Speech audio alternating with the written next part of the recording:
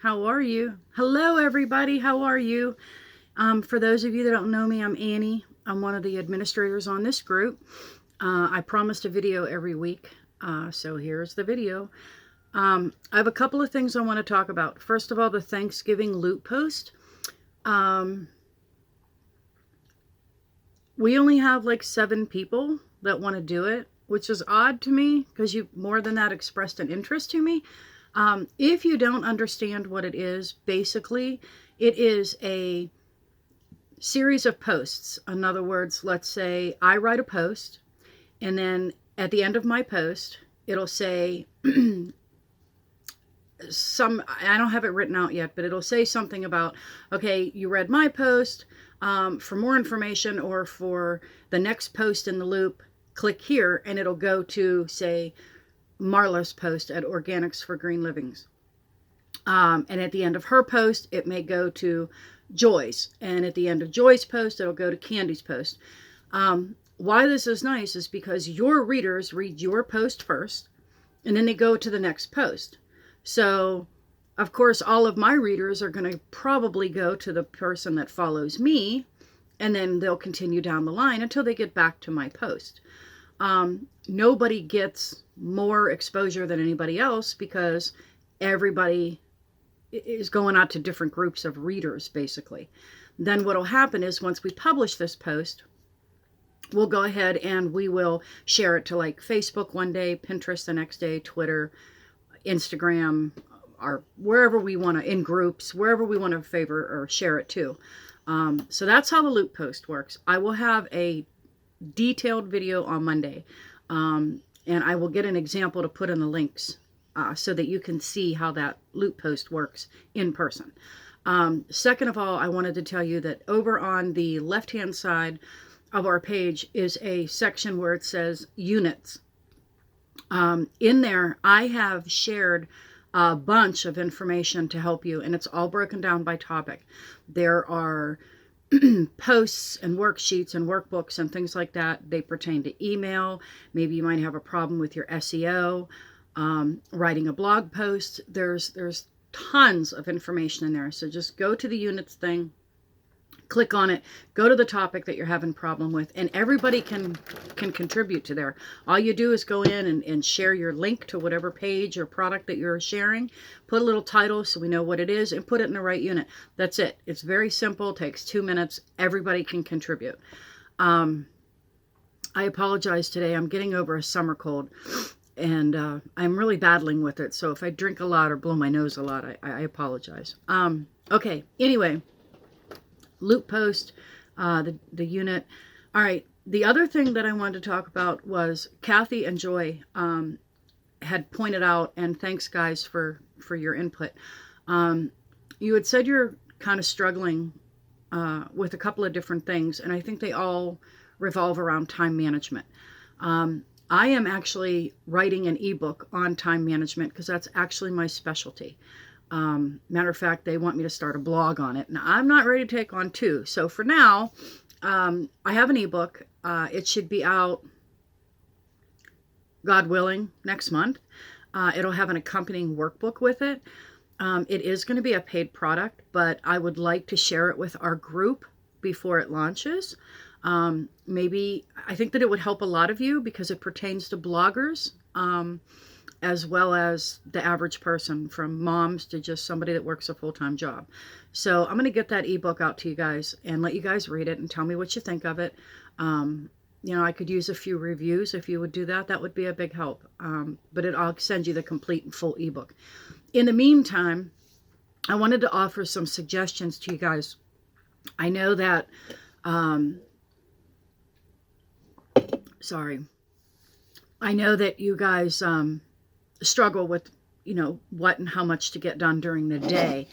I want to make a suggestion of this. First of all, set your priorities. Pick the things when you are blogging that are the absolute most important things for you to get done. In other words, one of my big goals for this quarter is to raise traffic, increase the amount of traffic to my blog because I'd like to start monetizing in a large way. So one of the steps that I need to take to reach that goal is to make sure that the things I do are getting me closer to that goal of raising traffic. I don't spend as much time on other tasks because they're not getting me to my goal. My suggestion to all of you would be to sit down and from now till December, or even just for the month, decide what is important to you. Are you trying to get out more posts? Are you trying to increase traffic? Are you trying to monetize your blog? Are you trying to get more people or more content? Decide that goal. Once you have that goal, decide those steps. No more than maybe 5 or 6, but decide what steps are going to get you to that goal. And then concentrate on those steps more than anything else. I'm not saying don't check your email. I'm not saying don't go on social media. But if you're trying to get somewhere, most of your productive time should be going towards that goal. Things that are going to help you reach where you want to go. As far as social media goes, and I have them, if you're interested and you let me know, I would be more than happy to share mine. First of all, I have a Trello board, which is my editorial calendar. I know a lot of people are overwhelmed by Trello. You don't have to be. I can absolutely walk you through making a simple editorial calendar. What I do, I have an editorial calendar for every 3 months. So it says editorial calendar for October, November, December. And I have 3 boards in there: October, November, December. As I do a post, I have a sheet that I've made up, and like I said, I will more than share it with you. I put in my blog post title, if it's a guest post or not, how many words it is, the headline score. But it's all set up for me so I don't miss anything when I do my blog post. So Trello is a really good option. The second option is SmarterQ. SmarterQ is like Hootsuite, Post Planner. There's a bunch of them out there. Buffer. But with SmarterQ, you basically set up your schedule for each one of your social media platforms. I do 5 of them. I'm actually, and Kathy, you mentioned about Twitter, and I'm going to send you something about that. I like my Twitter, but I don't put the effort into it that, I don't know, maybe some people do, and there's a reason for that. Anyhow, SmarterQ. You can put whatever platforms you want on there. It is a paid program. I think you can get like a 3-month trial free. I have an affiliate link for them. If you want it, I'll give it to you. It'll give you some days to try it out for free to see if you like it. And I'd be more than happy to help you through it. Marla and I kind of started SmarterQ together, and it took us a little bit to learn it, but wow, is it worth it. It's the best thing I spend for. And they have a custom plan. So you don't just have to pay for their plans. You can pay a different amount of money. Like I pay $40 a month, but it's the best $40 a month that I spend. Anyhow, what it does is when I do a post, I save it to there, and everything that I'm going to send out on social media that I don't need to interact with one-on-one right then, I schedule on Sunday. So I schedule the entire week, and all of my posts that I put out will automatically repeat on those channels all the time. They just keep looping and looping and looping. I have like 400 posts, so you don't see them very often. And I need to go through that. It's crazy, but it's a good way to get your post out there. The other option that we talked about was Tailwind. Tailwind is part of Pinterest, if you don't know. They got rid of Board Booster, and Tailwind is like the only app that Pinterest allows right now. I'm going to give you a couple of pointers on Pinterest. If you're on a lot of group boards, get off of them. Pinterest is frowning on large amounts of group boards. You can have 1 or 2, but the days of pinning all your posts to many group boards, it's not recommended. Tailwind has tribes. Tribes are groups of bloggers in certain subject areas. Like I belong to a homesteading tribe, a all about chickens tribe, and a homesteading and preparing, I think it's called, tribe. And I pin to them often. I love Tailwind. It tells me how many page views I'm getting. It tells me how many people are clicking on my pins. It's very easy to learn. I think there's a free trial to it. They're everywhere, and I can get you one if you want to try it out. But Tailwind is an excellent way to do your Pinterest. the next thing is Canva. Canva is my godsend. I do all of my images on Canva. Now, I pay for Canva for Work, which is their business membership. And Marla and I had been talking about this, and I guess you don't have to do that anymore. I'm not going to change, because I'm one of those people that if I change one little thing, it's going to change everything. And I'm kind of on a roll, and I don't want to do that. But with Canva, you can make graphics for any post in any size that you want to. You can make infographics. You can make Facebook, Twitter, whatever you want to do. And the nice thing about Canva, if you're already on it and you don't know this, is they have up in the top left corner, they have a thing that says resize. So I can make my featured image graphic. Then I can click resize, and I can take that exact same graphic and duplicate it in Facebook, Twitter, Pinterest, whatever sizes I want. Canva is a really good tool. If you don't know how to use it, there's tons. And I saw that Frank posted a bunch of videos on there. You know, YouTube it. Everything is on YouTube. If not, you call me. I will walk you through it. I did it with Marla. We spent an hour and a half on the phone and teaching her. And I don't have a problem doing that. I mean, that's what we're here for. So Canva is another option. Trying to think of the other ones. Hootsuite's a good scheduler. My advice to you, and the reason that I brought these up, is don't spend all your time on social media. It's not going to get you anywhere. It's not. Your readers are your readers. Most of your readers are coming from Google and Pinterest. They don't really come from Facebook and Twitter. I myself, majority of my traffic comes from Pinterest and Google organic searches, meaning that people are typing in words, in the search box and finding my website. Facebook groups help, but don't spend hours on Facebook. Get on, get your post out there, get off. Don't worry about what everybody else is doing. Share other people's stuff, whatever it takes. I do all that in the evening on my phone when I've got some time to kill. I don't spend all day on social media because I have other things that I need to do in order to grow my blog. Social media, the time waster, is just not my thing. Gosh, I just thought of something I was going to tell you and now I can't remember. This is part of being sick and trying to do a video. Oh, I know what I wanted to mention.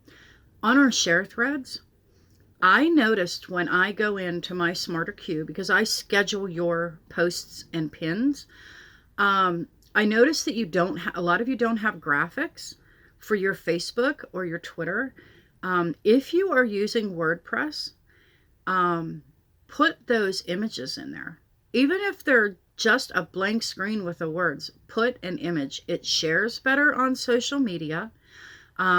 And I can tell you myself that most bloggers will not share a post on Facebook or Twitter of somebody else's if it does not have a Facebook card or a Twitter card with it. So when you write your post, put that Facebook image in there. Even if you're not on Facebook, still put the image because other people are. Same with Twitter. I even make Instagram pictures of my posts and I put the picture on there, and at the end, I put my meta description, and then I just put a little thing that says, for more information, click the link in my bio, and they go to my homepage, but they'll find that post because it's pretty new. But put images in there. The other thing is there was some questions going on about what size to make Pinterest images. Pinterest images right now that Pinterest wants are 600 by 900. Another hint with Pinterest that I learned, right now in October, you should be putting out Thanksgiving and Christmas pins. If you have pins that are holiday based, put them out and break up your boards. Like if you have a Christmas board, keep your Christmas board, but maybe make a board that says Christmas recipes or Christmas gift ideas. It's a good way to hone in more particular on a subject. And so that when people search, you're not in the 8 million bracket for Christmas, you're in the 4 million bracket for recipes, Christmas recipes. And if that doesn't work, then I would hone it down even more. Like Christmas cookie recipes or Christmas dinner recipes. Just hone in, be more specific in your titles into the things that people search for, and they'll find your boards. Another quick tip on Pinterest, and I'm going to cut this video short. Another quick tip for Pinterest that I found out is, what I do is for the holidays, for example, like Christmas is coming. So right now I have a Christmas board, a Thanksgiving board, a fall board, and a Halloween board open. So after those holidays, I will go into my board and I'll make it secret. What that means is it's still there for you. You can still pin to it throughout the year, but other people don't see it. And don't worry about it getting lost, because let me tell you something. Pinterest, and like I said, I have a friend who now works with them, and I've just learned a whole bunch of neat stuff. Pinterest next year at Christmas, if your pin went viral and you had 100,000 views on that pin, whether your board is secret next year or not, Pinterest is going to share that pin. They're going to put it back out there because they know it did good. They know that there are people, and that's what Pinterest is about. Pinterest is about sharing information. It is a search engine. That's what Pinterest is. It's a search engine. If you go on Google and you type any subject into a Google search bar, one of the things that's going to come up are Pinterest boards. So hone in on your topics, hone in on your boards, and make sure that they're pretty detailed. Homestead recipes, that's what my board is. That doesn't work anymore. Nobody searches for homesteading recipes. They search for quick and easy meals to make in 5 minutes. They search for meals to make with ground beef, keto meals, paleo meals. So go into your Pinterest boards and really hone in on those keywords and those titles, because it does help and it will grow. Tailwind is wonderful to make your Pinterest grow. My Pinterest has zoomed. I have 1.1 million viewers. And if you want to know how to find that, just go to your profile. And at the top of your profile, it'll show you how many viewers that you have on a monthly basis. I think you might be surprised at how many people actually look at it. And one last thing is to look at your analytics on all your platforms. Every Sunday, get all of my analytics. I know how many Facebook users, how my reach was. I know how many people tweeted or reliked or shared my tweets. I know how many people went to my website on Pinterest. I do my Google Analytics. Every platform has insights for you to do that. Your business page has them, tells you how many likes you have, how many people came, tells you how many people shared or mentioned you.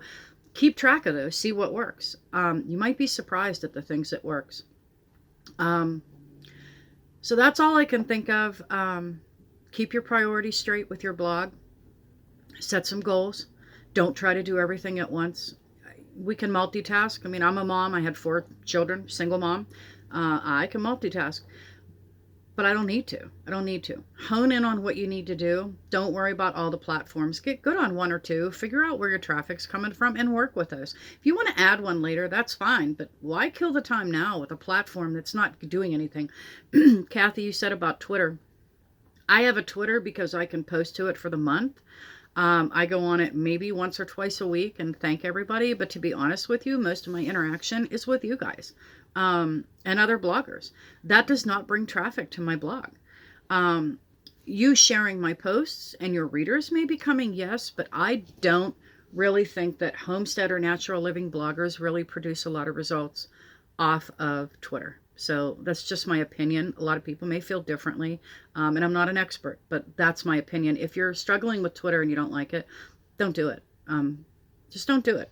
I still make tweets, the pictures on your post for Twitter, but just don't be so active with it. If it's that much of a time suck, then don't do it, All right, so I will get a post up on Monday. On the loop posts, I'll explain it completely. I'm not going to be real active over the weekend. We got new pigs, and they don't seem to want to stay in the pen. So I have been chasing wild pigs. Yes, I have 2 wild boars, and I have 8 pigs total. The rest are domesticated, and they're friendly, and they don't go anywhere.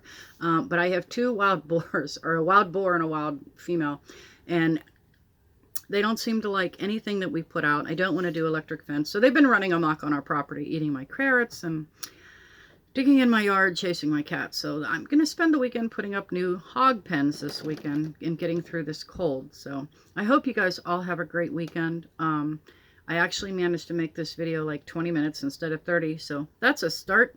Other than that, I'll see you guys on Monday. Have a great weekend. Thanks for taking the time to listen. Bye.